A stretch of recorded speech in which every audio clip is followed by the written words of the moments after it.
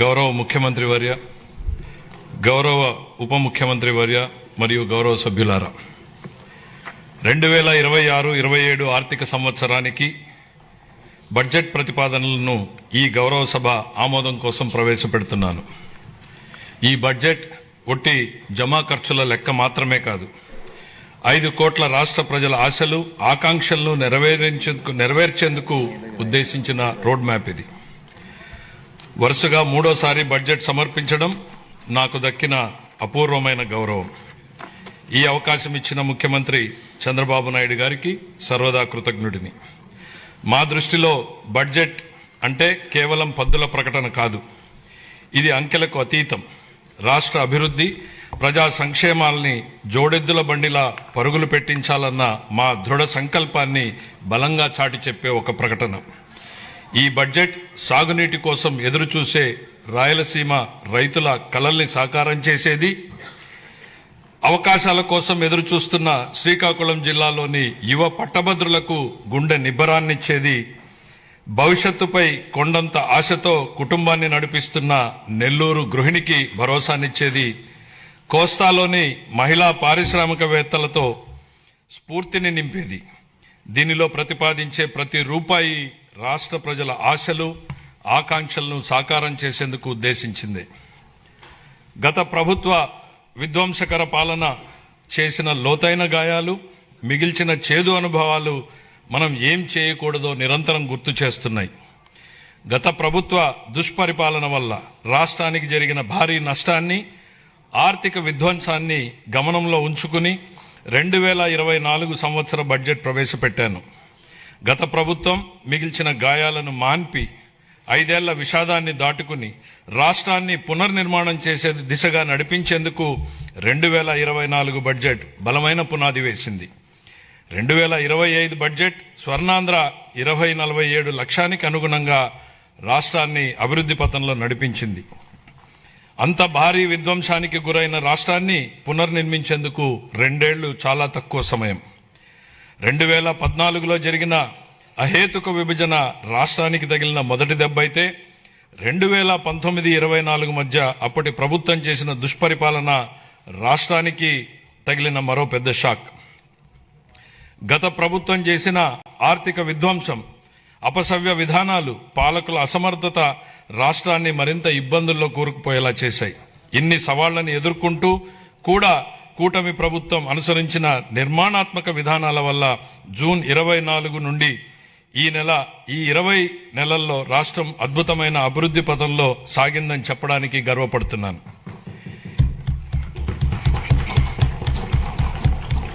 ఇప్పటి వరకు మనం ఏం సాధించాం, ఇప్పుడు ఎక్కడున్నాం, ఇంకా చేయాల్సిందేంటి అన్న అంశాల్ని కూలంకిషంగా ముదింపు చేసుకుని ఈ బడ్జెట్ ని రూపొందించాం.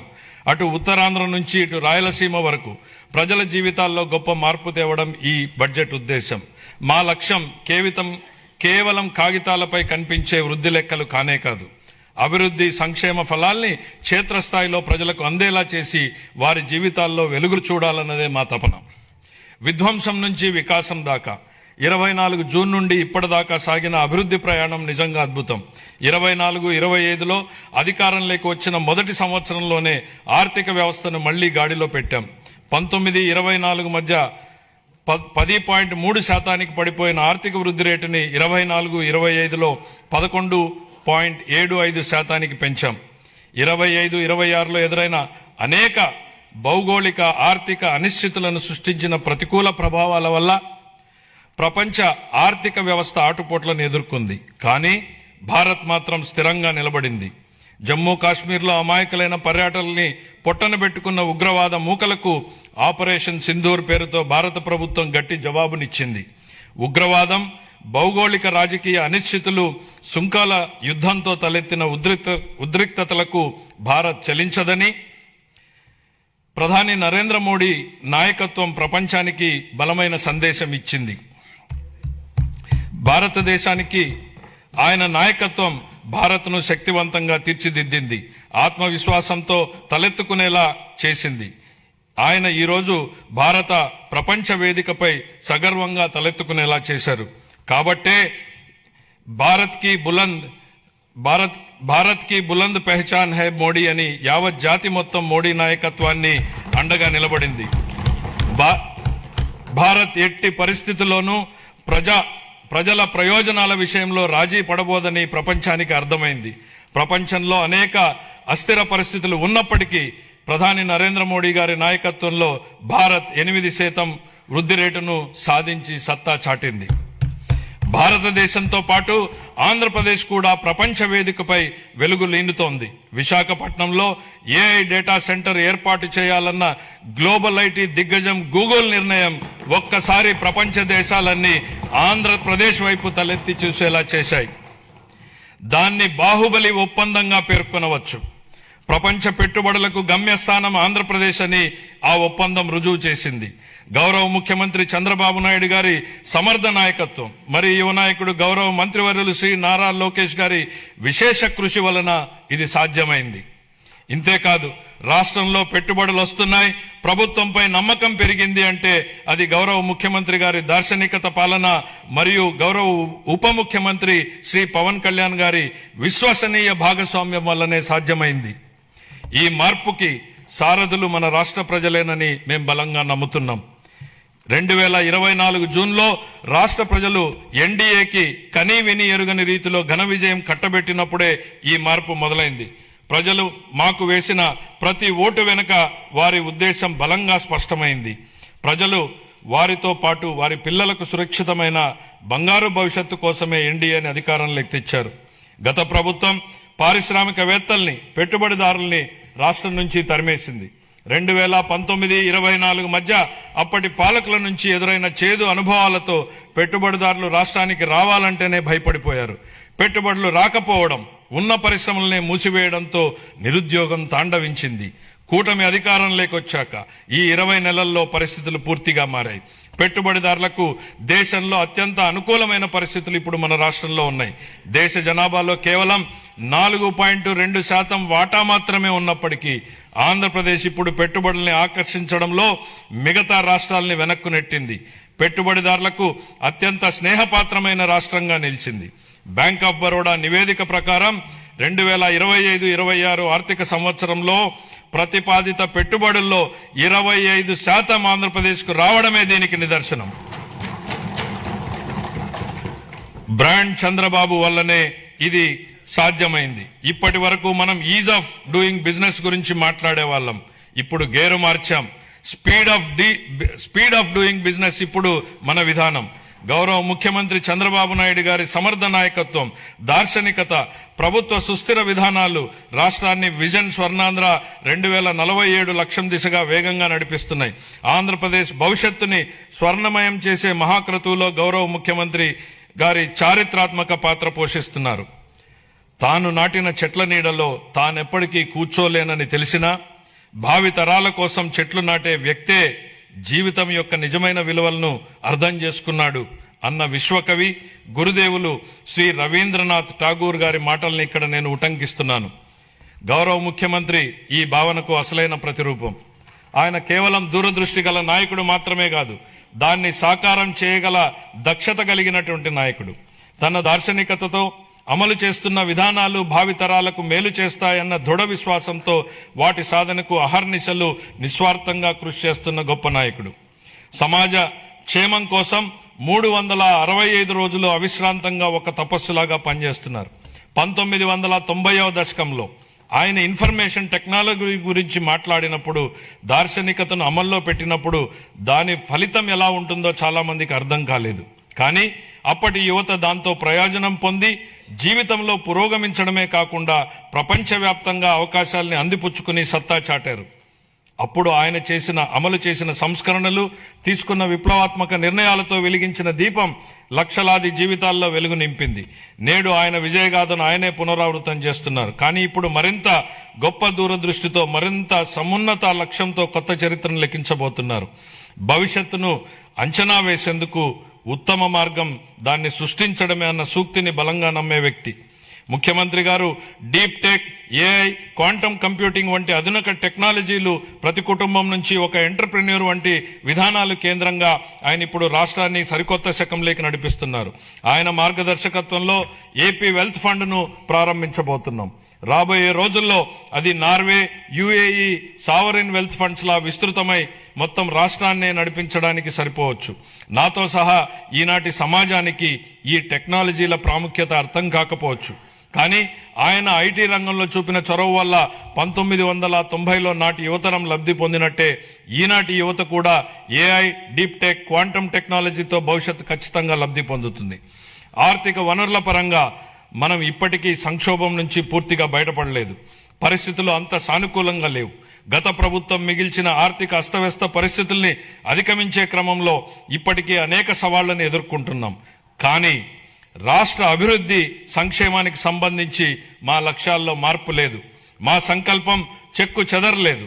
మా ప్రయాణాన్ని స్థిరంగా కొనసాగించేందుకు ప్రధాని నరేంద్ర మోడీ నుంచి అమూల్యమైన మద్దతు, సహకారం లభిస్తున్నాయి. ఆయనకు కృతజ్ఞతలు తెలియజేస్తున్నాం.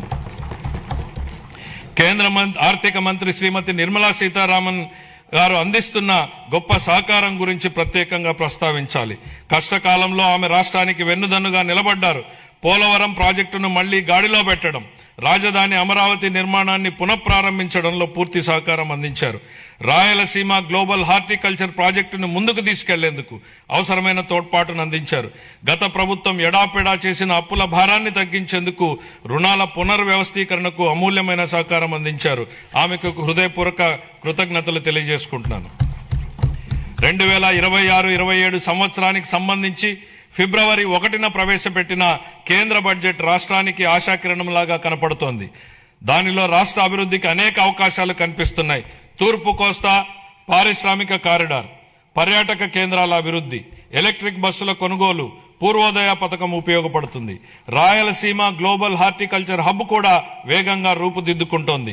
కేంద్ర బడ్జెట్ లో కొత్తగా ప్రకటించిన రేర్ ఎర్త్ కారిడార్లు, డేటా సెంటర్లు, ప్రాంతీయ medical hub, national institute of pharmaceutical education and research, seaplane manufacturing, container manufacturing, ప్రతి జిల్లాలో బాలికల హాస్టళ్ల వంటి అంశాల నుంచి రాష్ట్రానికి గరిష్ట ప్రయోజనాలు పొందేందుకు అవకాశం ఉంది.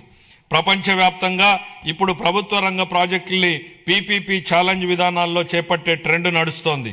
అది ప్రభుత్వ రంగ సంస్థల నైపుణ్యాలను, సామర్థ్యాలను పెంచేందుకు దోహదం చేస్తుంది. పీపీపీ విధానంలో ప్రైవేటు రంగానికి ఉన్న అనుభవంతో ప్రభుత్వ ప్రాజెక్టుల్ని మరింత మెరుగ్గా అమలు చేయగలం. ప్రాజెక్టు వ్యయాన్ని నిర్ణయించడంలో పారదర్శకతకు, పోటీతత్వాన్ని పెంచేందుకు ఛాలెంజ్ విధానం దోహదం చేస్తుంది. కేంద్ర ప్రభుత్వం బడ్జెట్ లో చాలా ప్రాజెక్టుల్ని ఛాలెంజ్ విధానంలో ప్రకటించడంతో ఆంధ్రప్రదేశ్ కు కొత్త అవకాశాలకు ద్వారాలు తెరిచినట్టయింది. ఛాలెంజ్ మోడల్లో ప్రాజెక్టులు చేపట్టేందుకు రాష్ట్రం పూర్తి సంసిద్ధంగా ఉంది. ఇతర రాష్ట్రాలతో పోటీపడి chemical park, mega textile park, city economic reasons, university township వంటి ప్రాజెక్టుల్ని సాధించుకోగలమన్న విశ్వాసం మాకుంది. సిటీ ఎకనామిక్ రీజన్స్ ప్రాజెక్టులో పోటీ పడేందుకు విశాఖపట్నం ఎకనామిక్ రీజన్ ప్లాన్ ను ఇప్పటికే సిద్ధం చేశాం. విజన్ స్వర్ణాంధ్ర 2047 అమలుకి, ప్రాంతీయ ఆకాంక్షల్ని నెరవేర్చేందుకు, సమ్మిళిత అభివృద్ధి సాధించేందుకు మా ప్రభుత్వ ప్రాంతీయ అభివృద్ధి విధానాన్ని అవలంబిస్తోంది. విశాఖపట్నం, అమరావతి, తిరుపతి రీజన్లను రాష్ట్రానికి కీలకమైన గ్రోత్ ఇంజన్లుగా గుర్తించింది. నీతి ఆయోగ్తో కలిసి Visakhapatnam economic reason economic master plan ని తయారు చేశాం. శ్రీకాకుళం, పార్వతీపురం మన్యం, విజయనగరం, విశాఖపట్నం, అల్లూరి సీతారామరాజు, అనకాపల్లి, పోలవరం, కాకినాడ, తూర్పుగోదావరి, డాక్టర్ బిఆర్ అంబేద్కర్ కోనసీమ జిల్లాలు దీని పరిధిలోకి వస్తాయి. దీనిలో మొత్తం 7 గ్రోత్ డ్రైవర్లున్నాయి. మ్యానుఫ్యాక్చరింగ్, సర్వీసెస్, మౌలిక వసతులు, పట్టణీకరణ, వ్యవసాయ రంగాల్లో 41 హై ఇంపాక్ట్ ప్రాజెక్టులు ఏర్పాటైతాయి. వాటికి అవసరమైన నిధుల్ని కేంద్ర ప్రభుత్వం, ప్రైవేటు రంగాల నుంచి సమకూర్చుకుంటాం. మెట్రో రైలు ప్రాజెక్టులతో సహా ఈ విశాఖ ఎకనామిక్ రీజన్ కి సంబంధించి సుమారు 28,000 కోట్ల రూపాయలతో ప్రాజెక్టులు ప్రతిపాదనలు సమర్పిస్తున్నాం.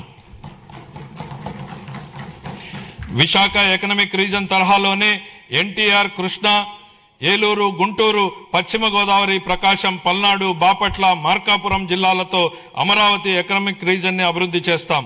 ఈ ప్రాంత సమగ్ర అభివృద్ధికి దోహదం చేసే వనరులు, గ్రోత్ ఇంజన్లు, బలాల్ని గుర్తించేందుకు శాస్త్రీయ పద్ధతుల్లో సామాజిక ఆర్థిక అధ్యయనం నిర్వహిస్తాం. సూక్ష్మ సేద్యం ప్రాధాన్యతను గుర్తించి 1990లోనే ఆ కాన్సెప్ట్ ని తీసుకొచ్చినటువంటి మొదటి ముఖ్యమంత్రి గౌరవ్ చంద్రబాబు నాయుడు గారు. ఇప్పుడు ఆయన రాయలసీమ రీజన్ ను గ్లోబల్ హార్టికల్చర్ హబ్ గా మార్చి అక్కడ రైతుల జీవితాల్లో సమూల మార్పులు తెచ్చేందుకు కంకణం కట్టుకున్నారు.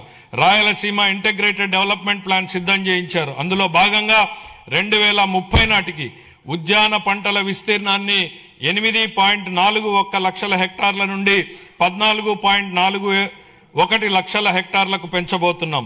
సాగునీరు, సూక్ష్మ సేద్యం ప్రాజెక్టుల ద్వారా నీటి ఎద్దడి అన్నదే లేకుండా చేస్తాం. ప్రపంచ మార్కెట్లతో అనుసంధానానికి రోడ్స్ కనెక్టివిటీ పెంచుతాం. అనంతపురము, అన్నమయ్య, చిత్తూరు, కర్నూలు, నంద్యాల, ప్రకాశం, మార్కాపురం, సత్యసాయి, తిరుపతి, వైఎస్ఆర్ కడప జిల్లాల్లోని 303 మండలాల పరిధిలో 200 పైగా హార్టికల్చర్ క్లస్టర్లని ఏర్పాటు చేయడం జరుగుతుంది. ఇందులో product perfection, forward and backward integration, మొత్తం వాల్యూ చైన్ లో ప్రపంచవ్యాప్తంగా ఉన్న అత్యుత్తమ విధానాల్ని అమలు చేయడం వంటి ప్రణాళికలో భాగం. ఈ ప్రాజెక్టు వల్ల ఉత్పాదకత గణనీయంగా పెరుగుతుంది. ఉద్యాన ఉత్పత్తులకు మంచి ధర లభిస్తుంది. లక్షల మంది రైతులకు లబ్ధి చేకూరుతుంది. వ్యవసాయేతర రంగాల్లో ప్రత్యక్షంగా 9 లక్షల ఉద్యోగాలు లభిస్తాయి. రాయలసీమపై వెనుకబడిన ప్రాంతం అన్న ముద్ర తొలగిపోతుంది. రాయలసీమ పేరు చెప్తే మిగులు అన్న మాట తప్ప కొరత అన్న మాట వినపడదు. ఈ ప్రాజెక్టుకు సంబంధించి 30,000 కోట్ల రూపాయలతో ప్రతిపాదనల్ని సమర్పిస్తున్నాం. అప్పుల గురించి మాట్లాడుతున్న ప్రతిపక్ష మిత్రులకి ఒక విషయం గుర్తు చేయదలుచుకుంటున్నాను.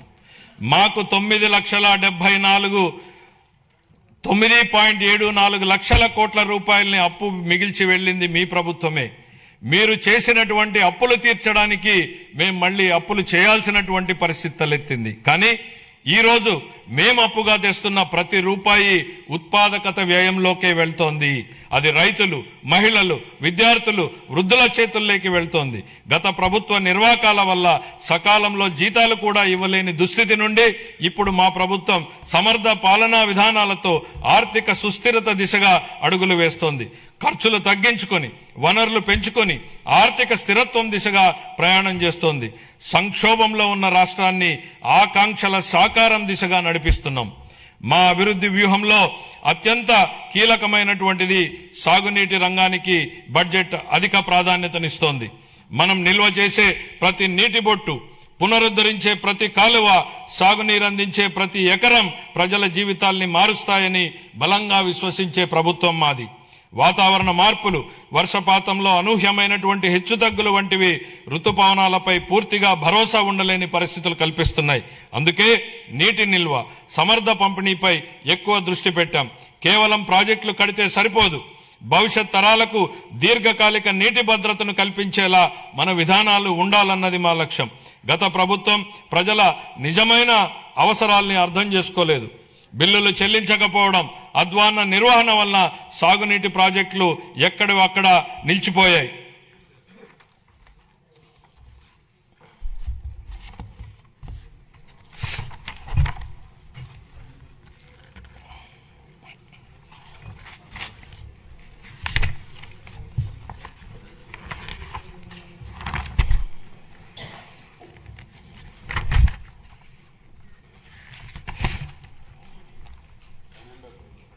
అంటే ప్రింట్ మారింది, కాపీ సడన్ గా అందులో ఫిగర్స్ వచ్చింది.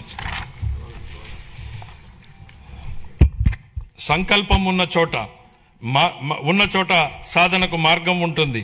2 తెలుగు రాష్ట్రాల సాగునీటి వ్యవస్థలపై సమగ్ర అవగాహన కలిగిన గౌరవ ముఖ్యమంత్రి గారు మన రాష్ట్రానికి లభించడం మన అదృష్టం. పట్టిసీమ వంటి పథకాలను ఆయన సక్రమంగా ప్రణాళిక చేసి అమలు చేయడం ద్వారా రాష్ట్రంలోని పలు ప్రాంతాలకు జలభద్రతను కల్పించారు. అదేవిధంగా హెచ్ఎన్ఎస్ఎస్ ప్రాజెక్టును కేవలం 100 రోజుల్లో ప్రారంభించి వేగంగా పూర్తి చేసి రైతులకు నీరందించేలా చేయడంలో ఆయన సంకల్ప బలం కీలక పాత్రను పోషించింది. హంద్రీనీవా ద్వారా తొలిసారిగా 45 టీఎంసీల కృష్ణా జలాలను విజయవంతంగా ఎత్తిపోతల చేసి రాయలసీమలో నీటి లభ్యతను గణనీయంగా మెరుగుపరిచాం. పోలవరం ప్రాజెక్టు విషయంలో పెండింగ్ ఉన్న 5,000 కోట్ల రూపాయల బిల్లుల్ని చెల్లించి పనులను వేగవంతం చేశాం. డయాఫ్రామ్ గోడ నిర్మాణం ఇప్పటికే 91% పూర్తయింది. మొత్తం ప్రాజెక్టు పురోగతి 60% దాటింది. వెలుగొండ ప్రాజెక్టు బీఆర్ఆర్ వంశధార దశ 2, అలాగే వంశధార నాగావళి మరియు నాగావళి చంపావతి నదుల అనుసంధాన పనుల్లో సమాంతరంగా గణనీయమైనటువంటి పురోగతి సాధించబడింది.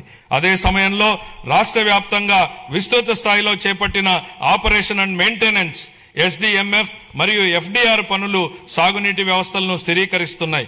5 ఏళ్ల విరామం అనంతరం మొత్తం 6,047 నీటి వినియోగదారుల సంఘాలను ప్రజాస్వామ్య పద్ధతిలో పునరుద్ధరించడం ద్వారా సాగునీటి నిర్వహణలో రైతుల భాగస్వామ్యానికి మళ్లీ బలోపేతం చేశాం. ఇక ముందు బీఆర్ఆర్ వంశధార 2, హంద్రీనీవా, పూల సుబ్బయ్య, వెలుగొండ మరియు పోలవరం ప్రాజెక్టులను పూర్తి చేయడానికి మా ప్రభుత్వం కట్టుబడి ఉంది. రాయలసీమను శాశ్వతంగా కరువు రహిత ప్రాంతంగా మార్చడానికి పోలవరం నల్లమల సాగర్ అనుసంధానంపై మేము చురుగ్గా దృష్టి సారించాం. రాయలసీమను గ్లోబల్ హార్టికల్చర్ హబ్ గా తీర్చిదిద్దే ప్రణాళికలో సాగునీటి సరఫరా కూడా ఒక కీలకమైనటువంటి భాగం. 2026-27 ఆర్థిక సంవత్సరానికి గాను జలవనరుల శాఖకు 18,224 కోట్ల రూపాయల కేటాయింపును ప్రతిపాదిస్తున్నాను. వ్యవసాయం, పశు సంవర్ధక, ఉద్యానవనం, మత్స్య సహకార రంగాలు. వ్యవసాయం గాడి తప్పితే మిగతా ఏ రంగానికి సక్రమంగా నడిచే అవకాశం ఉండదు అన్న MS స్వామినాథన్ గారి సూక్తిని గుర్తు చేస్తున్నాను అధ్యక్ష.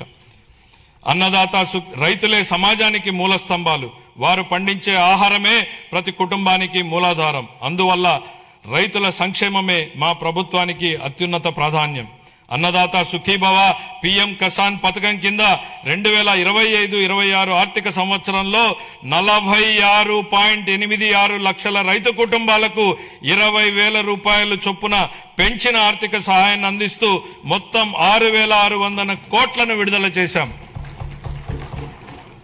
కొత్తగా అమలు చేసిన GST 2.0 సంస్కరణల ద్వారా వ్యవసాయం మరియు అనుబంధ రంగాలకు సంబంధించిన ఉత్పత్తులు, వ్యవసాయ పరికరాలు, ట్రాక్టర్లపై పన్నుల భారం గణనీయంగా తగ్గించబడింది. దీనివల్ల రైతులకు ప్రత్యక్షంగా లాభం చేకూరుతుంది. పశు సంపదకు పొంచి ఉన్న ఆరోగ్యపరమైనటువంటి ప్రమాదాలను తగ్గించే దిశగా పశు బీమా పథకం అమలుకు మేము నిరంతరం ప్రాధాన్యత ఇస్తున్నాం. పశు సేవలను మరింత బలోపేతం చేయడానికి కొత్త పశు వైద్య భవనాల నిర్మాణానికి 20 కోట్లను కేటాయిస్తూ మౌలిక వసతులను విస్తరిస్తున్నాం. అలాగే బడ్జెట్లో ప్రత్యేకంగా ప్రస్తావించకపోయినా మా సంకల్పం ఎంత స్పష్టమో చెప్పడానికి నిదర్శనం మత్స్యకార సేవలో పథకం అమలు. ఈ పథకం ద్వారా ఆర్థిక సహాయాన్ని 10,000 నుండి 20,000కు పెంచాం. దీని ద్వారా 1,20,000 మంది మత్స్యకార కుటుంబాలు లాభపడుతున్నాయి. ధరల స్థిరీకరణ నిధి. గత ప్రభుత్వం ధరల స్థిరీకరణ నిధికి భారీ కేటాయింపులు చేసినప్పటికీ వాటిని సమర్థవంతంగా వినియోగించలేదు. 2019-24 మధ్య కాలంలో ధరల స్థిరీకరణ నిధికి 7,500 కోట్లను బడ్జెట్లో కేటాయించినప్పటికీ 5 ఏళ్ల కాలంలో కేవలం 8,880 కోట్లను మాత్రమే 880 కోట్లను మాత్రమే 5 ఏళ్లలో ఖర్చు చేశారు. అవసరమైన సందర్భాలలో ప్రభుత్వం ఎంత వేగంగా స్పందించాలనే దానికి మా ప్రభుత్వం ఉదాహరణగా నిలిచింది. ధరల స్థిరీకరణ నిధికి 300 కోట్లను మాత్రమే కేటాయించినప్పటికీ ఒక్క సంవత్సరంలోనే 1,200 కోట్లకు పైగా ఖర్చు చేసి రైతులకు ఉపశమనం కల్పించాం. తోతాపురి మామిడి రైతులు, ఉల్లి రైతులు, కోకో గింజల సాగుదారులు, పొగాకు రైతులకు తదితరులకు మద్దతు అందించాం.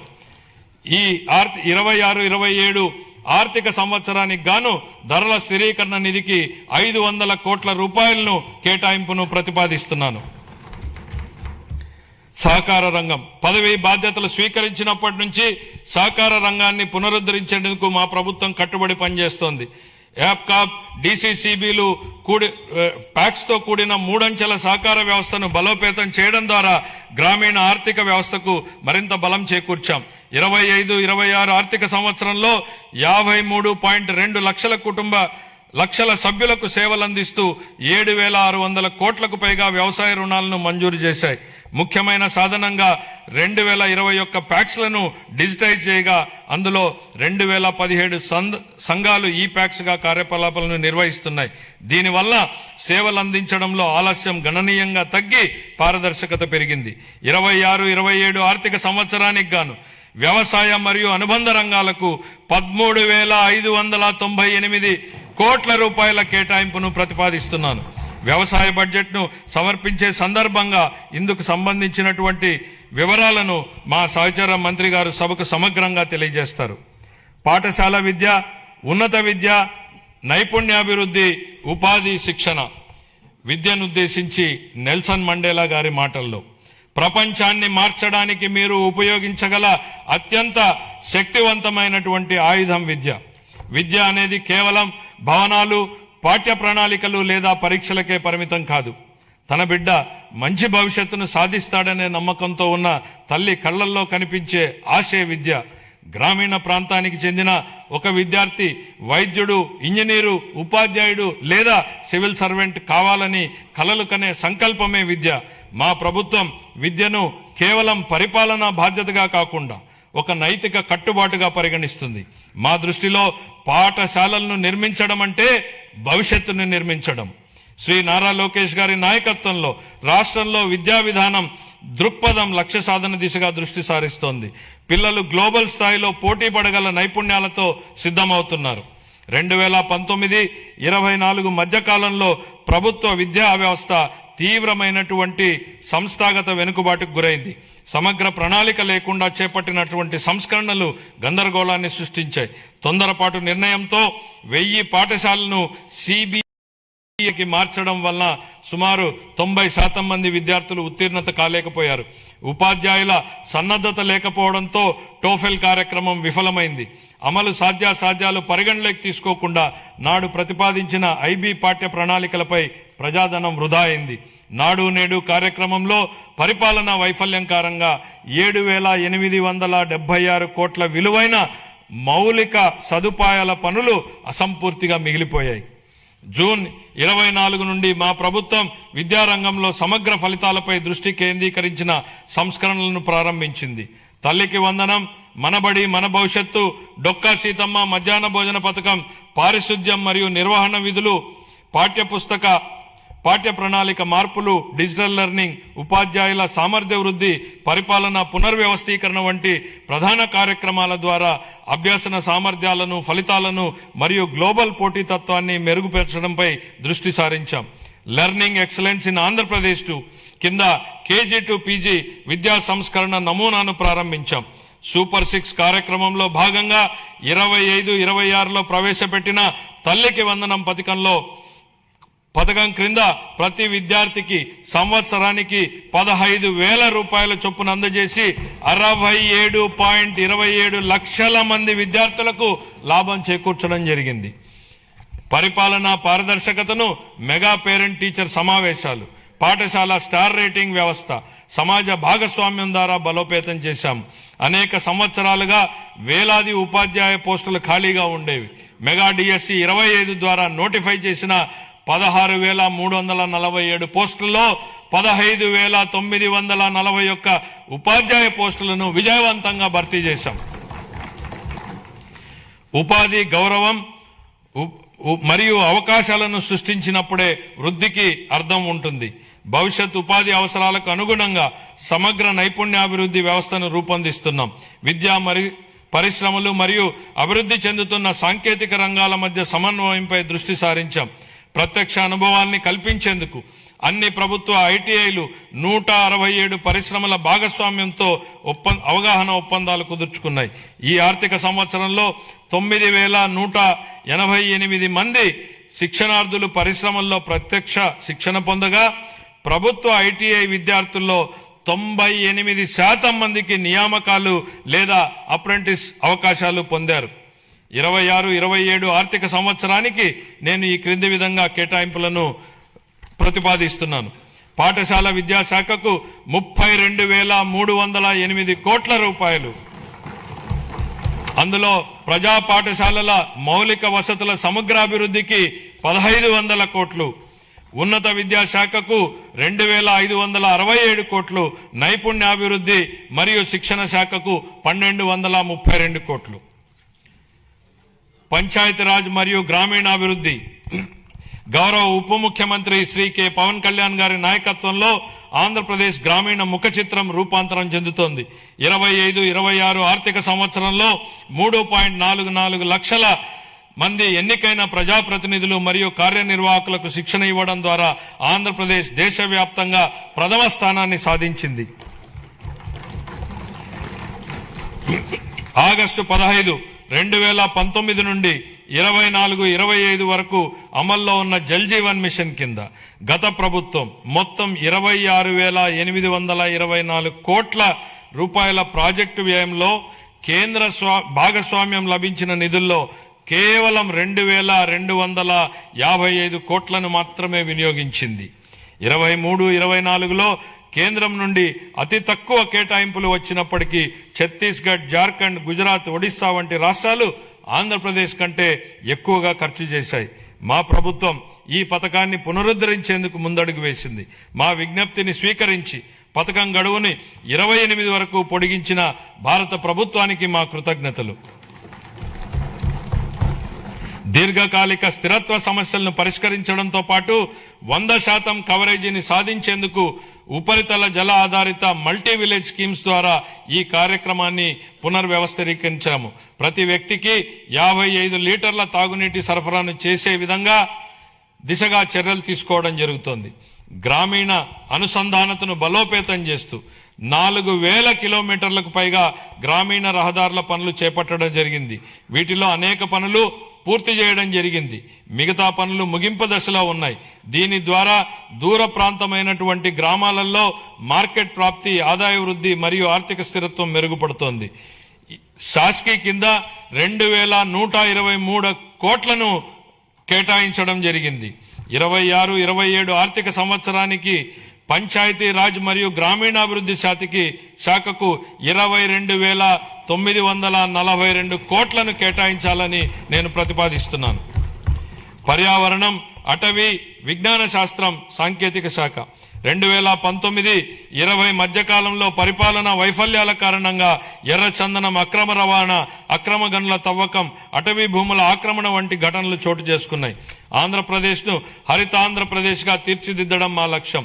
2030 నాటికి 37% మరియు 47 నాటికి 50% పచ్చదనం సాధించే దిశగా అటవీ సంపదను స్థిరంగా నిర్వహించడం, ఎడారీకరణను ఎదుర్కోవడం వంటి చర్యలను అమలు చేస్తాం. వ్యూహాత్మక పర్యావరణ రక్షణ వలయంగా green cover wall of Andhra Pradesh ను అమలు చేయనున్నాం. 26-27 ఆర్థిక సంవత్సరానికి పర్యావరణం, అటవీ, విజ్ఞాన శాస్త్రం, సాంకేతిక శాఖకు 714 కోట్ల రూపాయలను కేటాయించాలని నేను ప్రతిపాదిస్తున్నాను. పట్టణాభివృద్ధి అమృత్ 2.0 పథకం కింద 111 పట్టణ స్థానిక సంస్థల్లో మొత్తం 506 ప్రాజెక్టులు అమల్లో ఉన్నాయి. అదనంగా యుఐడిఎఫ్, ఏఐబి సహకారంతో చేపట్టినటువంటి ప్రాజెక్టులు కూడా పురోగతిలో ఉన్నాయి. ఈ ప్రాజెక్టులన్నింటికీ 2027 డిసెంబర్ నాటికి పూర్తి చేయాలనే లక్ష్యంతో ముందుకు సాగుతున్నాం. ఆ సందర్భంలో 2 సంవత్సరాల వ్యవధిలో యుఐడిఎఫ్ కింద ఆంధ్రప్రదేశ్ కు అదనంగా 4,000 కోట్లను మంజూరు చేయడంలో సహకరించిన గౌరవ కేంద్ర ఆర్థిక మంత్రి గారికి మా కృతజ్ఞతలు. 1982లోనే స్వర్గీయ ఎన్టీ రామారావు గారు ఆహార భద్రతా ప్రాధాన్యతను గుర్తించారు. అదే స్ఫూర్తితో మా ప్రభుత్వం 204 అన్నా క్యాంటీన్లను నిర్వహిస్తోంది. 2000 మార్చి నాటికి వాటి సంఖ్యను 275కు పెంచి అతి పేద ప్రజలకు కూడా తగిన ఆహారం అందుబాటులో ఉండేలా చేసి ఆకలిని నివారించడమే మా లక్ష్యం. విశాఖపట్నం మరియు విజయవాడ వంటి ప్రధాన నగరాల్లో ఆధునిక మెట్రో రైలు వ్యవస్థలో ప్రయాణించే కళ త్వరలో సాకారం కానుంది. ప్రధానమంత్రి ఆవాస్ యోజన, ఎన్టీఆర్ నగర్స్ కింద ఆర్థికంగా బలహీన వర్గాలకు చెందిన కుటుంబాలకు 25 లక్షల గృహ పట్టాలు, ఇళ్లను అందించి సొంత ఇంటి కలను నెరవేర్చడమే మా ప్రభుత్వ లక్ష్యం. అమరావతి ప్రజల రాజధాని. మా ప్రజల రాజధాని అమరావతి అభివృద్ధికి మద్దతు అందించిన గౌరవ ప్రధానమంత్రి శ్రీ నరేంద్ర మోడీ గారికి హృదయపూర్వక కృతజ్ఞతలు. ఆంధ్రప్రదేశ్ శాశ్వత రాజధానిగా అమరావతికి చట్టబద్ధత హోదా కల్పించే ప్రక్రియ ప్రారంభించినందుకు ఆయనకు ప్రత్యేక ధన్యవాదాలు. వివిధ ఆర్థిక సంస్థల ద్వారా స్వయం సమృద్ధి నమూనాలో నిధులను సమీకరించి పనులను వేగవంతంగా ముందుకు తీసుకెళ్తున్నాం.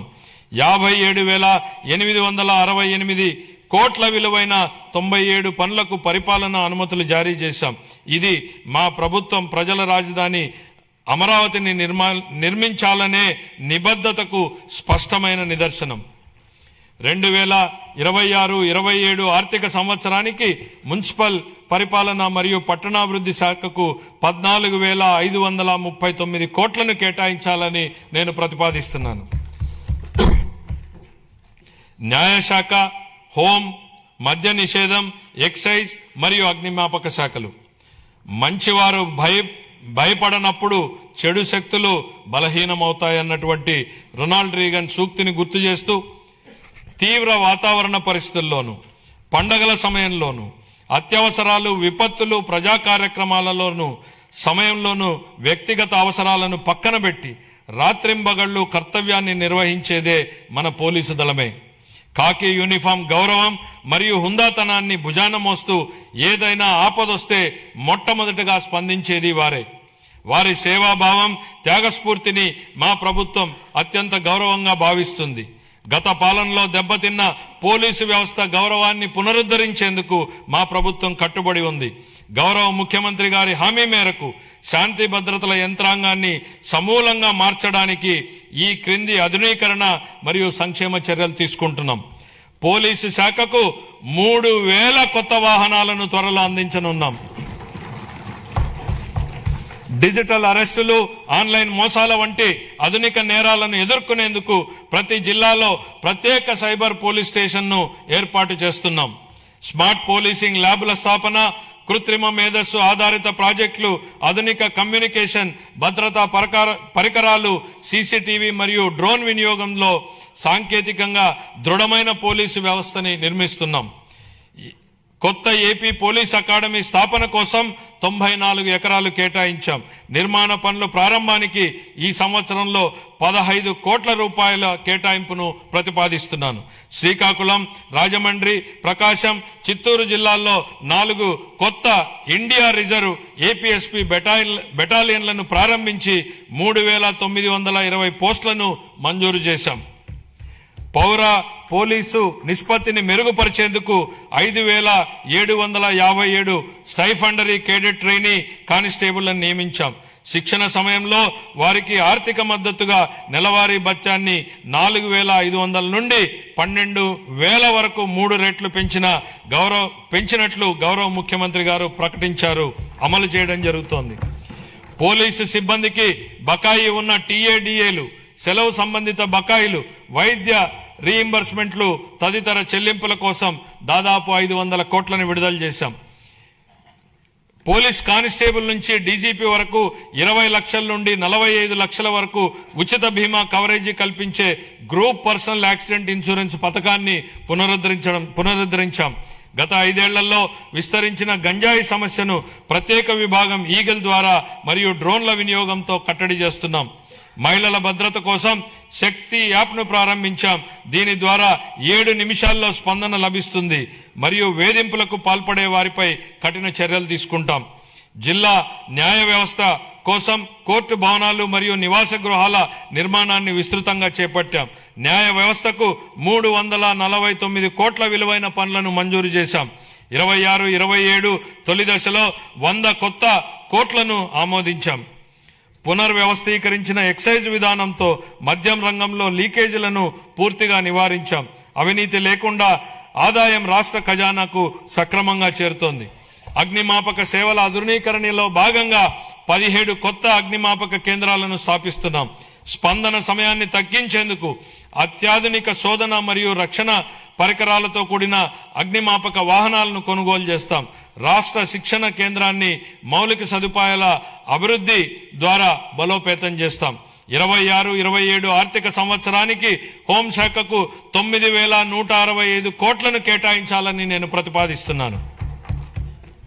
అదేవిధంగా మద్య నిషేధం మరియు ఎక్సైజ్ శాఖకు 500 కోట్లను కేటాయించాలని ప్రతిపాదిస్తున్నాను. మరియు మా ప్రభుత్వం తీసుకున్న ముఖ్యమైన చర్యలను ఈ సందర్భంగా ప్రస్తావించదలిచాను. ఆర్థిక శాఖ తీసుకున్న చర్యలు: రాష్ట్ర ఆర్థిక వ్యవస్థను జాగ్రత్తగా నిర్వహిస్తూ ఆర్థిక క్రమశిక్షణను పాటిస్తున్నామని ఈ క్రింది చర్యలు స్పష్టంగా చూపిస్తున్నాయి. గత ప్రభుత్వం అత్యధికంగా 12.3% వరకు ఉన్న వడ్డీ రేట్లపై అప్పులు తీసుకుంది. రాష్ట్ర ఆర్థిక భారాన్ని తగ్గించేందుకు అధిక వడ్డీ రుణాలను 9% లేదా అంతకంటే తక్కువ తీసుకురావడానికి వడ్డీ రేట్ల తగ్గింపు, డెట్ స్వాపింగ్ వంటి చర్యలను చేపడుతున్నాం. ఇప్పటి వరకు 43,298 కోట్ల రుణాలను వడ్డీ తగ్గించి సంవత్సరానికి 327 కోట్ల రూపాయలను ఆదా చేశాం. అదనంగా మరో 1.2 లక్షల కోట్ల రుణాలపై మెరుగైన షరతులు పొందేందుకు చర్యలు కొనసాగిస్తున్నాం. దీని ద్వారా సంవత్సరానికి 1,658 కోట్ల రూపాయల ఆదా కలుగుతుందని అంచనా. పంచాయతీలు మరియు మున్సిపాలిటీలను బలోపేతం చేయడానికి ఆర్థిక సంఘం గ్రాంట్ల కింద 3,797 కోట్లను విడుదల చేశాం. జూన్ 24 నాటికి పెండింగ్ లో ఉన్న 24,800 కోట్ల బకాయిలను క్లియర్ చేశాం. సాగునీరు, రహదారులు మరియు ఇతర పనులకు సంబంధించి 37,030 కోట్లను చెల్లించి ఆర్థిక కార్యకలాపాలను పునరుద్ధరించాం. 163 కేంద్ర ప్రాయోజిత పథకాలకు 18,700 కోట్లను విడుదల చేసి వాటిలో 85 పథకాలని పునరుద్ధరించాం. దీని ఫలితంగా కేంద్ర ప్రభుత్వ నిధుల విడుదల మరింత పెరిగింది. ఆంధ్రప్రదేశ్ వెల్త్ ఫండ్ను 100 కోట్లతో సీడ్ కార్పస్ తో ఏర్పాటు చేయాలని ప్రతిపాదిస్తున్నాం. దేశవ్యాప్తంగా ఉన్న అవకాశాలలో పెట్టుబడులు పెట్టేందుకు ప్రైవేట్ ఈక్విటీ పెట్టుబడిదారులను ఆహ్వానించి రాష్ట్రానికి సంపద సృష్టించే దిశగా ముందుకు సాగుతున్నాం. సంస్కరణలు, స్పీడ్ ఆఫ్ డూయింగ్ బిజినెస్ సిద్ధాంతానికి అనుగుణంగా ప్రభుత్వంలోని చట్టాలు, నియామకాలు, నిబంధనలు, ప్రభుత్వం ఉత్తర్వులను సమీక్షించి పరిపాలనా ప్రక్రియలను సరళీకరించి పెట్టుబడులకు అనుకూల వాతావరణాన్ని మరియు పౌర సేవల మెరుగుదలను కల్పిస్తున్నాం. ఇదే దిశలో ప్రభుత్వ రంగ సంస్థలను పునరుద్ధరించి వాటి ఖాతాలు మరియు ఆడిట్ వ్యవస్థను క్రమబద్ధీకరించి లాభదాయకంగా మార్చేందుకు చర్యలు తీసుకుంటున్నాం. కేంద్ర ప్రభుత్వ విధానానికి అనుగుణంగా రాష్ట్ర పబ్లిక్ సెక్టార్ సంస్థలను ట్రెడ్స్ డిజిటల్ ప్లాట్ఫామ్ ద్వారా బిల్ డిస్కౌంటింగ్ విధానాన్ని అనుసరిస్తాయి. శాసకి కింద 2025-26లో ఫిబ్రవరి 12 ఫిబ్రవరి 26 నాటికి ఆంధ్రప్రదేశ్ పొందింది 6,544 కోట్లు పొందింది. మార్చి 31 నాటికి మరో 1,434 కోట్లు అందుకోనుంది. ఇది 23-24లో పొందిన 4,090 కోట్లతో పోలిస్తే దాదాపు రెట్టింపు. దేశంలో తొలిసారిగా రీఇమాజినింగ్ పబ్లిక్ ఫైనాన్స్ సమ్మిట్ ను నవంబర్ 25లో విశాఖపట్నంలో నిర్వహించాం. ఈ సమ్మిట్ లో ఇతర రాష్ట్ర ప్రభుత్వాలు, జాతీయ మరియు అంతర్జాతీయ ఆర్థిక సంస్థల ప్రతినిధులు పాల్గొన్నారు. 2 రోజుల చర్చల ఫలితంగా ఏపీ లాజిస్టిక్స్ కార్పొరేషన్ స్థాపనకు దారితీసింది. అలాగే పబ్లిక్ సెక్టర్లో వినూత్న ఆర్థిక నమూనాల ద్వారా ప్రైవేటు పెట్టుబడులను ఆకర్షించే మార్గాలు ఏర్పడ్డాయి. భవిష్యత్ విధానాలు: జూన్ 24 నుండి రాష్ట్రాన్ని ప్రపంచ స్థాయి పోటీతత్వంతో ముందుకు తీసుకెళ్లేందుకు 26 పునర్వ్యవస్థీకరించిన పాలసీలను ప్రవేశపెట్టాం. వాటిలో ముఖ్యమైనటువంటివి ఆంధ్రప్రదేశ్ పారిశ్రామిక అభివృద్ధి విధానం, ఆంధ్రప్రదేశ్ ఎంఎస్ఎంఈ పారిశ్రామికవేత్తల అభివృద్ధి విధానం, ఆంధ్రప్రదేశ్ సమగ్ర స్వచ్ఛ ఇంధన విధానం, ఆంధ్రప్రదేశ్ ఆవిష్కరణ స్టార్టప్ విధానం, ఆంధ్రప్రదేశ్ పర్యాటక విధానం. ఇలా మొత్తం 26 పాలసీలను ప్రవేశపెట్టడం జరిగింది. ఈ విధానాలు ఆంధ్రప్రదేశ్ ను పెట్టుబడులకు అనుకూలమైన, స్థిరమైన మరియు సమగ్ర అభివృద్ధిని సాధించే రాష్ట్రంగా తీర్చిదిద్దే దిశగా ముందుకు వెళ్తాయి. పరిశ్రమలు, మౌలిక సదుపాయాలు, పెట్టుబడులు, సమాచార సాంకేతికం, ఎలక్ట్రానిక్ కమ్యూనికేషన్, ఆవిష్కరణలు మరియు భవిష్యత్ సంసిద్ధత. నేడు కృషి చేసిన వారిదే రేపటి భవిష్యత్తు అన్నటువంటి సూక్తిని గుర్తు చేస్తూ నేటి పెట్టుబడే రేపటి ఉపాధి అని మేము విశ్వసిస్తున్నాం. వ్యూహాత్మక ప్రణాళికలు మరియు నిరంతర సంస్కరణల ద్వారా ఆంధ్రప్రదేశ్ను పరిశ్రమలు మరియు ఆవిష్కరణలకు అగ్రగామి గమ్యస్థానంగా నిలబెట్టేందుకు కట్టుబడి ఉన్నాం. 2019-24 మధ్యకాలంలో పారిశ్రామిక విధానం పూర్తిగా దెబ్బతింది. అయితే మా ప్రభుత్వ అచంచల కృషితో కేవలం 18 నెలల్లో బ్రాండ్ ఆంధ్రప్రదేశ్ని పునరుద్ధరించాం. జూన్ 24 నుండి 9.68 లక్షల కోట్ల విలువైన 1.19 లక్షల పెట్టుబడి ప్రతిపాదనలు ఆమోదించబడి 5.41 లక్షల ఉద్యోగ అవకాశాల సృష్టికి మార్గం సుగమమైంది. మా విజన్ ప్రపంచంతో పోటీ, స్థానికంగా చేయూత. Compete globally, care locally. ఇటీవల నిర్వహించిన గ్లోబల్ పార్ట్నర్షిప్ సమ్మిట్ 25లో 13.25 లక్షల కోట్లకు పైగా పెట్టుబడి ఒప్పందాలు కుదిరాయి. 16.13 లక్షల ఉద్యోగాల సామర్థ్యంతో 610 MOUలు సంతకం చేయబడ్డాయి. ప్రస్తుతం దేశంలో అతి పెద్ద సింగిల్ FDI పెట్టుబడిని ఆకర్షించిన రాష్ట్రంగా ఆంధ్రప్రదేశ్ గురించి ప్రపంచం మాట్లాడుతోంది. గట్టి అంతర్జాతీయ, జాతీయ పోటీ మధ్య విశాఖపట్నంలో గూగుల్ సంస్థతో $15 బిలియన్ విలువైన AI ఆధారిత డేటా సెంటర్ స్థాపనకు ఒప్పందం కుదుర్చుకున్నాం. గౌరవ మంత్రి శ్రీ నారా లోకేష్ గారు బ్రాండ్ చంద్రబాబుని సమర్థవంతంగా వినియోగించి ఈ చారిత్రాత్మక ఒప్పందాన్ని సాధించారు. ఆయనను ఆంధ్రప్రదేశ్ చీఫ్ జాబ్ క్రియేటర్గా కొనియాడటం సముచితం. అదనంగా అనకాపల్లిలో సమగ్ర ఉక్కు కర్మాగారం, నక్కపల్లిలో బల్క్ డ్రగ్ పార్క్, సమగ్ర సౌర సెల్ ప్రాజెక్ట్, 500 CBG ప్లాంట్లు, కాకినాడలో గ్రీన్ అమోనియం ప్రాజెక్ట్, ఓర్వకల్లులో సెమీకండర్ యూనిట్ వంటి ప్రముఖ పెట్టుబడులని ఆకర్షించగలిగాం. ప్రతి అసెంబ్లీ నియోజకవర్గంలో 1 చొప్పున 175 MSME పార్కులు మరియు కృష్ణపట్నం, ఓర్వకల్లు, కొప్పర్తి పారిశ్రామిక నోడలు అభివృద్ధి చెందుతున్నాయి.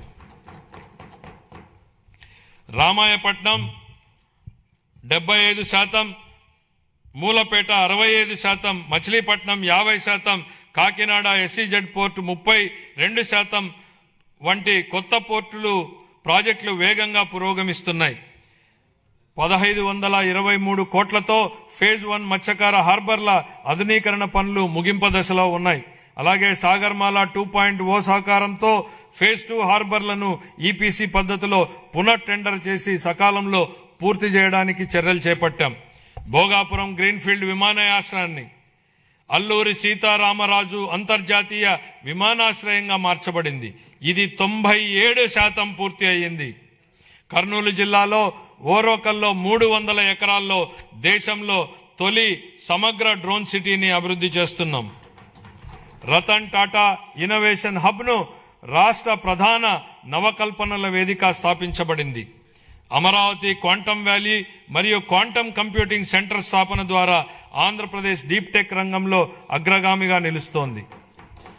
1990లో ఐటీ విప్లవం ద్వారా లాభపడిన తరానికి పోలికగా నేటి యువత రేపటి సాంకేతిక విప్లవాల ద్వారా లాభపడనున్నారు.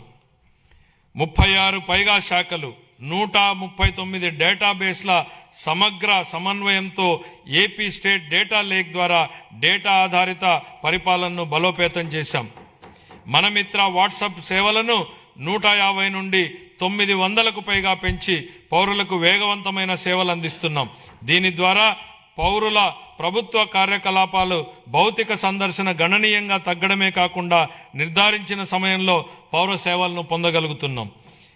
1 ఏప్రిల్ 26 నుండి చేనేత కార్మికులకు నెలకు 200 యూనిట్లు, పవర్లూమ్ కార్మికులకు 500 యూనిట్ల వరకు ఉచిత విద్యుత్ అందించనున్నాం. దీనివల్ల 1,00,000కు పైగా కుటుంబాలు లాభపడతాయి.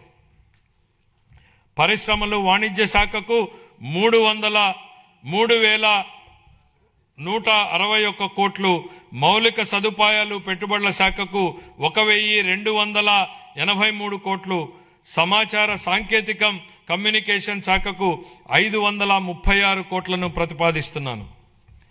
పౌర సరఫరాల శాఖ దీపం 2.0 కింద 1.8 కోట్ల మహిళలకు సంవత్సరానికి 3 ఉచిత ఎల్పీజీ సిలిండర్లను అందిస్తూ 2897 కోట్లను వారి ఖాతాల్లో జమ చేశాం. ధాన్యం కొనుగోళ్లలో దేశానికే ఆదర్శంగా నిలిచాం. 12 ఫిబ్రవరి 26 నాటికి 8.54 లక్షల రైతు ఖాతాల్లో 10,580 కోట్ల రూపాయలు జమ అయ్యాయి. ఒకే రోజులో అంటే 24 గంటల్లోనే రికార్డు స్థాయిలో 99,740 కోట్ల నగదు వారి ఖాతాల్లోకి జమ చేయడం జరిగింది. అందులో 55% మొత్తాన్ని 8 గంటల్లో చెల్లించడం మా వేగం పారదర్శానికి నిదర్శనం.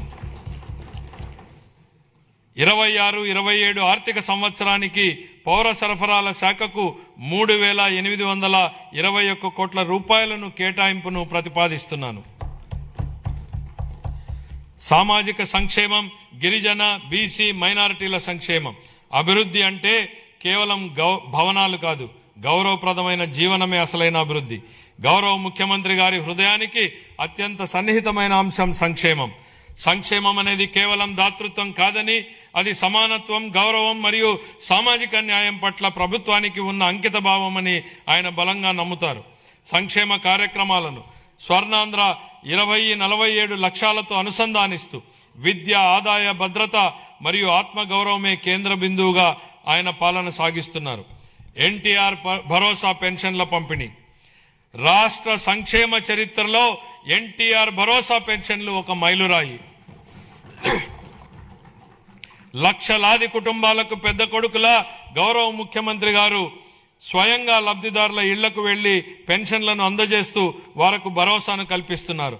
దేశంలో మరెక్కడా లేని విధంగా డీబీటీ ద్వారా 4,000 నుండి 15,000 రూపాయల వరకు పెన్షన్లను అందిస్తున్న ఏకైక రాష్ట్రం ఆంధ్రప్రదేశ్.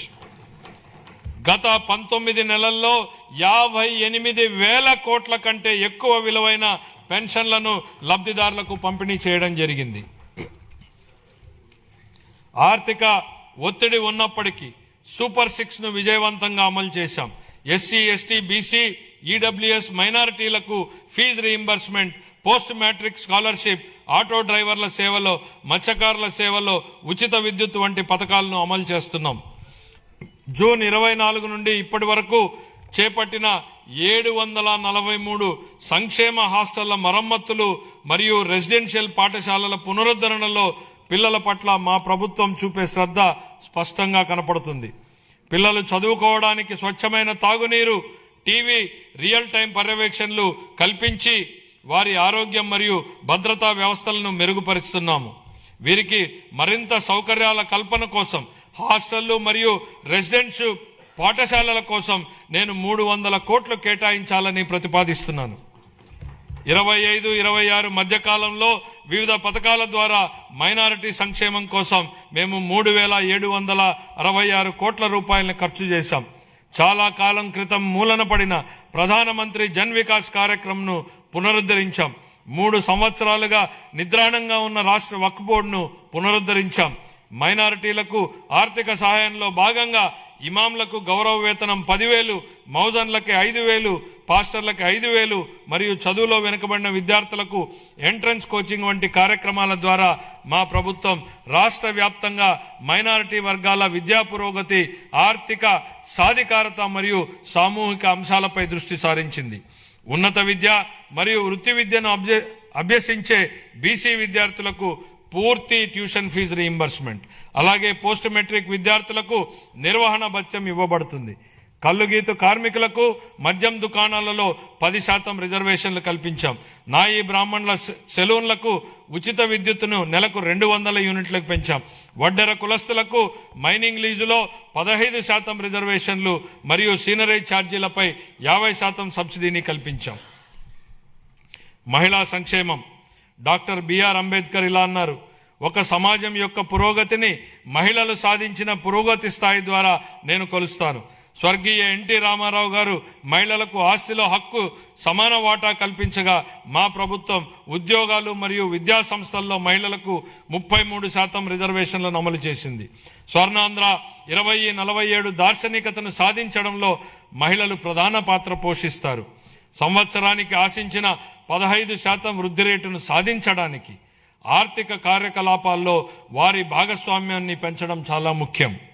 గౌరవనీయమైన ముఖ్యమంత్రి 1 సంవత్సరంలో 1,00,000 మంది మహిళా వ్యవస్థాపకులను సృష్టించాలని లక్ష్యంగా పెట్టుకున్నారు. 1 ఫ్యామిలీ 1 ఎంటర్ప్రెన్యూర్ చొరవ కింద స్వయం సహాయక సంఘాల మహిళలను చిన్న మధ్య తరహా వ్యవస్థాపకులుగా మార్చుతున్నారు. జూన్ 24 నుండి మేం ప్రవేశపెట్టిన అనేక సంస్కరణల ద్వారా మహిళలకు అనేక ప్రోత్సాహాలు అందించాము. ప్రస్తుత సంవత్సరంలో మా ప్రభుత్వం 9,958 అంగన్వాడీ కేంద్రాలను అప్గ్రేడ్ చేసింది. 4,687 మినీ అంగన్వాడీ కేంద్రాలను ప్రధాన కేంద్రాలుగా అప్గ్రేడ్ చేశాం. అప్గ్రేడ్ చేయబడిన అంగన్వాడీ కేంద్రాలలో అంగన్వాడీ సహాయకులను నియమించి వంట సౌకర్యాలు మెరుగుపరచబడ్డాయి. ప్రధానమంత్రి జన్మన్ కింద పీవీటీజీ ప్రాంతాలలో 192 కొత్త అంగన్వాడీ కేంద్రాలు మంజూరు చేయబడ్డాయి. ఇవి 26-27లో పూర్తవుతాయి. అంగన్వాడీ కార్యకర్తలు, సహాయకులు మరియు ఆశా కార్యకర్తలు అంగన్వాడీ కేంద్రాల్లోని పిల్లలకు కీలకమైన సేవలు అందిస్తారు. అందుకుగాను వారి సుదీర్ఘ సేవలను గౌరవిస్తూ మా ప్రభుత్వం వారి పదవీ విరమణ సమయంలో గ్రాట్యుటీని అందించడానికి ఉత్తర్వులు జారీ చేసింది. ముఖ్యమంత్రి గారి నాయకత్వంలో వికలాంగ సమగ్ర అభివృద్ధి కోసం ఇంద్రధనస్సు అనే కార్యక్రమం ప్రారంభించబడింది. ఇందులో భాగంగా ఉచిత బస్సు ప్రయాణం, సబ్సిడీ పథకాల పునరుద్ధరణ, క్రీడా శిక్షణ, గృహ నిర్మాణం, వినికిడి లోపం ఉన్నవారికి ప్రత్యేక డిగ్రీ కళాశాల మరియు దివ్యాంగుల భవనాలు వంటి ప్రధాన అంశాలు ఉన్నాయి. 2026-27 ఆర్థిక సంవత్సరానికి నేను ఈ కేటాయింపులను ప్రతిపాదిస్తున్నాను. ఎస్సీ కాంపోనెంట్ కోసం 20,644 కోట్ల రూపాయలు, ఎస్టీ కాంపోనెంట్ కోసం 9,190 కోట్లు, బీసీ కాంపోనెంట్ కోసం 51,021 కోట్ల రూపాయలను, మైనారిటీ వర్గాల సంక్షేమం కోసం 6,090 కోట్ల రూపాయలను, మహిళలు, పిల్లలు, వికలాంగులు మరియు సీనియర్ సిటిజన్ సంక్షేమం కోసం 4,582 కోట్ల రూపాయలు. ఉద్యోగుల సంక్షేమం, ఉద్యోగ సంఘాల సలహాలు సూచనలతో కోరిన తర్వాత ఉద్యోగుల భవిష్యత్ నిధి మరియు పెన్షన్ ప్రక్రియలను సజావుగా మరియు కాగితరహితంగా చేస్తున్నాం. ఈ డిపిసి మాడ్యూల్ ద్వారా ప్రమోషన్ ప్రక్రియ ఆన్లైన్ చేయబడింది. ప్రభుత్వ ఉద్యోగులు మరియు పెన్షనర్లకు చాలా కాలంగా పెండింగ్లో ఉన్న బకాయిలను కూడా చెల్లించడం ప్రారంభించింది. 1,100 కోట్ల రూపాయల డిఆర్ బకాయిలను విడుదల చేశాం. జీపీఎఫ్ మరియు జీఎల్ఐ చెల్లింపులు క్రమం తప్పకుండా చేయబడుతున్నాయి. సిపిఎస్ ఉద్యోగులకు వారి పిఆర్ఏఎన్ అకౌంట్లో ప్రభుత్వ వాటాతో కలిసి ఎప్పటికప్పుడు కాంట్రిబ్యూషన్ జమ చేస్తున్నాం.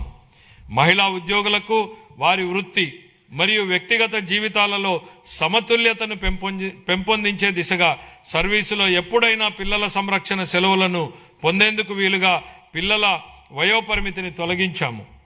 ఉద్యోగి ప్రమాదవశాత్తు మరణించిన సందర్భంలో ప్రభుత్వ నిబంధనలకు మించి వారికి బీమా ప్రయోజనాలను అందించడానికి రాష్ట్ర ప్రభుత్వం జీతం ప్యాకేజీ కింద మా ప్రభుత్వం బ్యాంకులతో ఒప్పందం కుదుర్చుకుంది.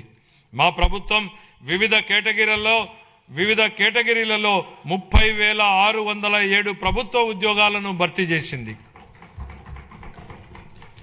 గత ప్రభుత్వ హయాంలో ఆరోగ్య రంగం గత ప్రభుత్వ హయాంలో బకాయిలు చెల్లించని కారణంగా ఆరోగ్య వ్యవస్థలు ఇబ్బందులు ఎదుర్కొన్నాయి. దీనితో చాలా కుటుంబాలపై ఆర్థిక భారం మోపబడి ఆర్థికంగా, మానసికంగా చాలా బాధపడ్డారు. గత ప్రభుత్వ ఆరోగ్య రంగానికి చెల్లించవలసిన 6,486 కోట్ల రూపాయలు బకాయిలను చెల్లించకుండా వదిలేసింది. వీటిలో ఎక్కువ భాగం మా ప్రభుత్వం చెల్లించి ప్రజలకు ప్రభుత్వం మీద విశ్వాసం కల్పించింది. వ్యాధి కన్నా వ్యాధి చికిత్స కన్నా నివారణే ముఖ్యమని మేము నమ్ముతున్నాం.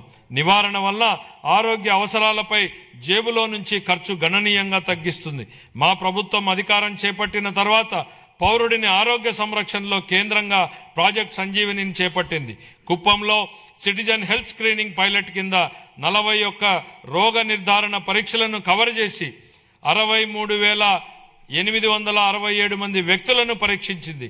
6,300 కంటే ఎక్కువ హైరిస్క్ కేసులను గుర్తించి వాటిని ప్రాజెక్ట్ సంజీవనికి అనుసంధానించింది.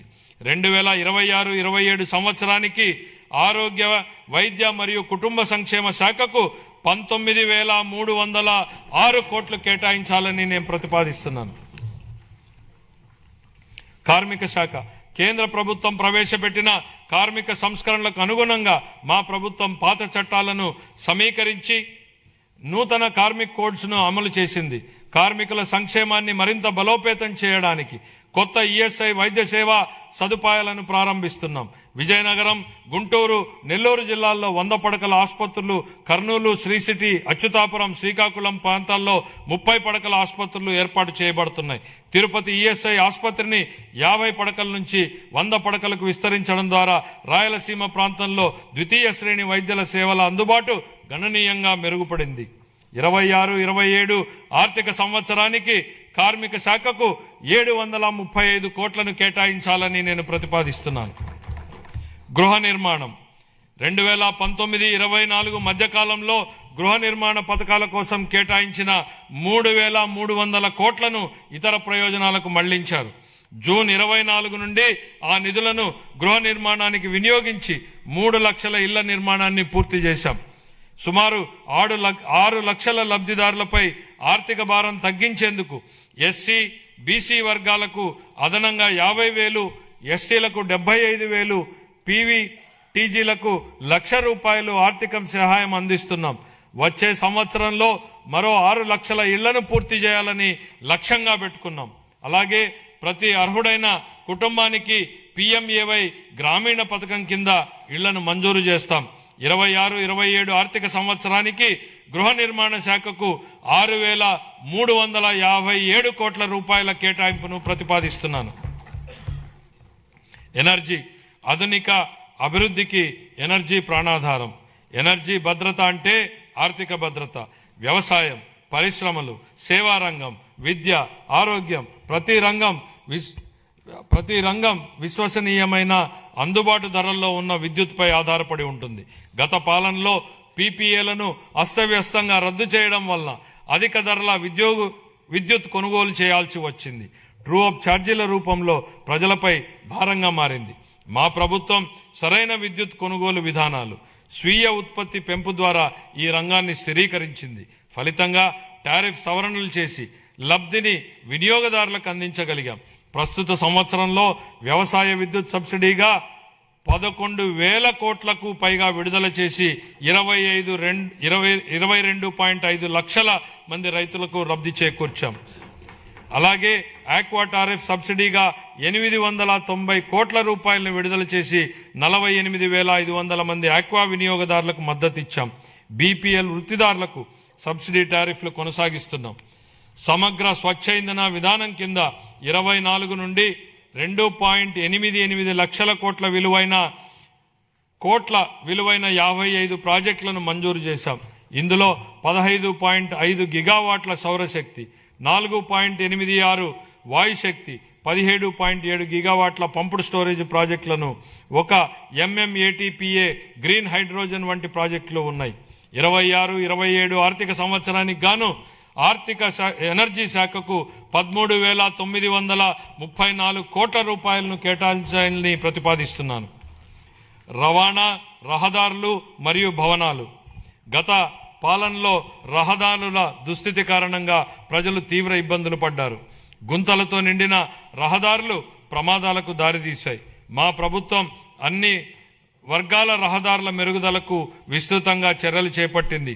ఈ సంవత్సరం 2,499 కోట్లతో 6,030 కిలోమీటర్ల రహదారులను అభివృద్ధికి మంజూరు చేయడం జరిగింది. పూర్వోదయ పథకం కింద ఈ బస్సులను పొందేందుకు ప్రయత్నిస్తున్నాం. అదనంగా PM ఈ బస్ సేవా పథకం కింద 11 ప్రధాన నగరాల్లో 750 ఎలక్ట్రిక్ బస్సులను ప్రవేశపెడతాము. మహిళా సాధికారత భద్రత లక్ష్యంగా ఆగస్టు 15, 2025 నుండి స్త్రీ శక్తి పథకాన్ని ప్రారంభించాం. జనవరి 26 నాటికి దాదాపు 40 కోట్ల మహిళా ప్రయాణికులు ఈ పథకం ద్వారా లబ్ధి పొందారు. 26-27లో ఎండిఆర్లు మరియు రాష్ట్ర రహదారులపై లక్షిత పునరుద్ధరణల ద్వారా గుంతల రహిత రహదారులను నిర్మిస్తాం.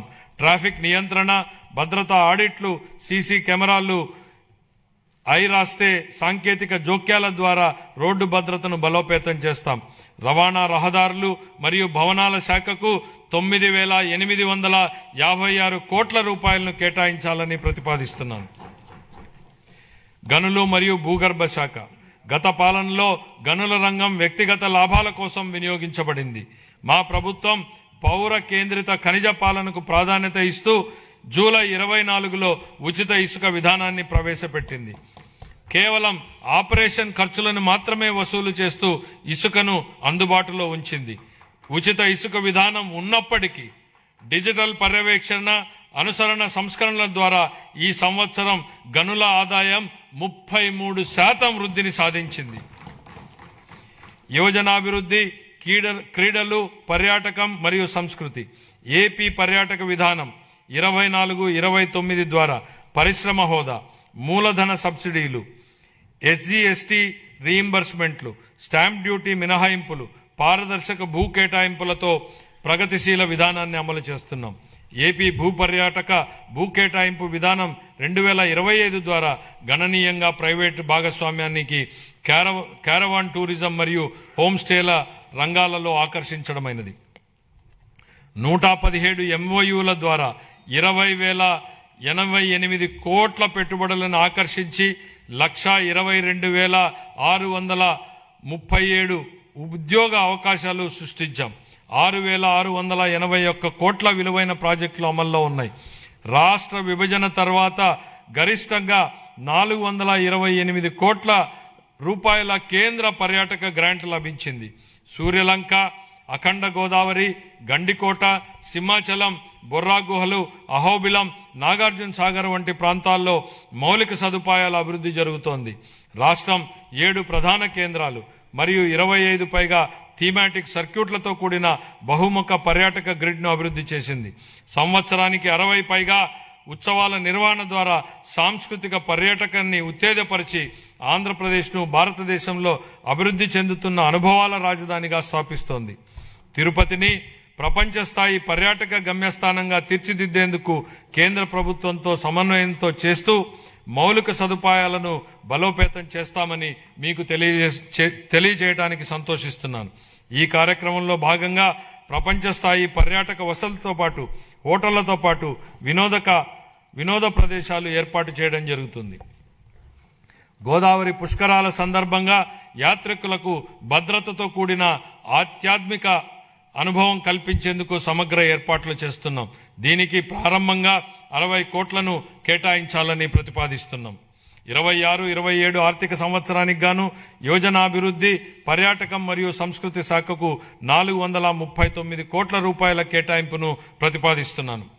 ఖాతాలు 24-25 ఆంధ్రప్రదేశ్ రాష్ట్రానికి సంబంధించి ఆర్థిక లెక్కలను కంట్రోలర్ అండ్ ఆడిటర్ జనరల్ పరిధిలోని అకౌంటెంట్ జనరల్ కార్యాలయం వారు ఖరారు చేసిన ప్రకారం 24-25 ఆర్థిక సంవత్సరానికి ఆదాయ లోటు 60,285 కోట్లు, ఆర్థిక లోటు 81,362గా నమోదయ్యాయి. ఇవి రాష్ట్ర స్థూల దేశీయోత్పత్తిలో జీఎస్డీపీలో వరుసగా 3.79% మరియు 5.11%గా ఉన్నాయి. సవరించిన అంచనాలు 25-26 ఆర్థిక సంవత్సరానికి సవరించిన అంచనాల ప్రకారం రెవెన్యూ వ్యయం 2,38,021 కోట్ల రూపాయలు కాగా మూలధన వ్యయం 39,498 కోట్ల రూపాయలు. రెవెన్యూ లోటు సుమారు 41,118 కోట్లు రూపాయలు కాగా ఇదే కాలానికి ద్రవ్య లోటు సుమారు 80,567 కోట్ల రూపాయలుగా ఉంది. ఇవి రాష్ట్ర స్థూల దేశీయోత్పత్తిలో వరుసగా 2.33% మరియు 4.57%గా ఉన్నాయి. బడ్జెట్ అంచనాలు 26-27 ఆర్థిక సంవత్సరానికి మొత్తం 3,32,205 కోట్ల రూపాయలను ప్రతిపాదిస్తున్నాను. అందులో ఆదాయ వ్యయం 2,56,143 కోట్ల రూపాయలు, మూలధన వ్యయం 53,915 కోట్లుగా అంచనా వేయబడింది. ఆదాయ లోటు సుమారు 22,002 కోట్లు కాగా ఆర్థిక లోటు సుమారు 75,868 కోట్లుగా ఉండవచ్చని అంచనా. ఇవి రాష్ట్ర స్థూల దేశీయోత్పత్తిలో వరుసగా 1.88 మరియు 3.84% ఉండనున్నాయి. ముగింపు. ఈరోజు మనం ఎంచుకున్న మార్గాలే రేపటి మన భవిష్యత్తును నిర్ణయిస్తాయి. ఈ స్ఫూర్తికి ఈ బడ్జెట్ అర్థం పడుతోంది. ఇది కేవలం మన రాష్ట్రాన్ని రేపటి కోసం సిద్ధం చేసేందుకు ఉద్దేశించింది మాత్రమే కాదు, భవిష్యత్ తరానికి మేలు బాటలు పరిచే బడ్జెట్. ఇది ఆకాంక్షల్ని బాధ్యతల్ని సమతుల్యం చేస్తుంది. ఈ బడ్జెట్ కేవలం వృద్ధి లెక్కలు చెప్పేది మాత్రమే కాదు, ఇది రాష్ట్ర భవిష్యత్ ఆర్థిక గమనాన్ని లక్ష్యాన్ని బలంగా చాటి చెబుతుంది. ఇది కేవలం తాత్కాలిక ఉపశమనం కలిగించేది కాదు, దీర్ఘకాలిక లక్ష్యాల సాధనకు ఉద్దేశించిన దార్శనిక పత్రం. ఆంధ్రప్రదేశ్ను భవిష్యత్ సవాళ్లకు ధీటుగా బలమైన స్వావలంబన కలిగిన రాష్ట్రంగా తీర్చిదిద్దేందుకు రూపొందించిన బడ్జెట్ ఇది. రాష్ట్రం ఇకపై సాగించబోయే ప్రయాణానికి క్రమశిక్షణ, సాహసోపేత నిర్ణయాలు, సమిష్టి కృషి అవసరం. లక్ష్య సాధనలో ఖచ్చితంగా విజయం సాధిస్తామన్న భరోసాతో ఉన్నాం. ఎందుకంటే మన కలలను సాకారం చేయడంలో తిరుగులేని నాయకుడు, దార్శనికుడు శ్రీ చంద్రబాబు నాయుడు గారి నాయకత్వం ఉంది. భారతదేశాన్ని అగ్రస్థానంలో నిలబెట్టేందుకు, తిరుగులేని శక్తిగా తీర్చిదిద్దేందుకు అవిశ్రాంత కృషి చేస్తున్న ప్రధాని శ్రీ నరేంద్ర మోడీ గారి అండదండలు, ఉప ముఖ్యమంత్రి శ్రీ పవన్ కళ్యాణ్ గారి విశ్వసనీయ భాగస్వామ్య సహకారం మరింత ఉత్సాహంతో లక్ష్యాన్ని చేరేలా ప్రేరణనిస్తాయి. ఆ నాయకులిచ్చే స్ఫూర్తి మనల్ని మెరుగైన భవిష్యత్తు వైపు నడిపిస్తుంది. ప్రజలు వేసే ప్రతి ఓటులో వారి ఆశలు, ఆకాంక్షలు నిక్షిప్తమై ఉంటాయి. ప్రతి ఓటు వెనుక ప్రజల ఆకాంక్షల్ని మనం నిరంతరం గుర్తుపెట్టుకోవాలి. వాటిని సాకారం చేసేందుకు ప్రతిరోజు, ప్రతి క్షణం మనం కృషి చేయాలి. పరిపాలన అంటే అధికారం చెలాయించడం కాదు, ప్రజలకు సేవ చేయడం. ఈ బడ్జెట్ను మనం దీని పరిణామాన్ని బట్టి కాకుండా ఎంత నిబద్ధతతో దీన్ని అమలు చేశామన్న దాన్ని బట్టి చూడాలి. దీనిలో చేసిన ప్రకటనల్ని బట్టి కాకుండా అవి ప్రజల జీవితాలపై ఎలాంటి ప్రభావాన్ని చూపాయన్న దాన్ని బట్టి గుర్తుపెట్టుకోవాలి. ప్రజలు మాపై ఉంచిన అచంచల విశ్వాసానికి కృతజ్ఞతలు తెలియజేస్తూ వారికి సేవ చేసే భాగ్యాన్ని మాకు కల్పించినందుకు ధన్యవాదాలు తెలియజేస్తూ ఈ బడ్జెట్ను గౌరవ సభ ఆమోదం కోసం సమర్పిస్తున్నాను. జై ఆంధ్రప్రదేశ్, జై హింద్.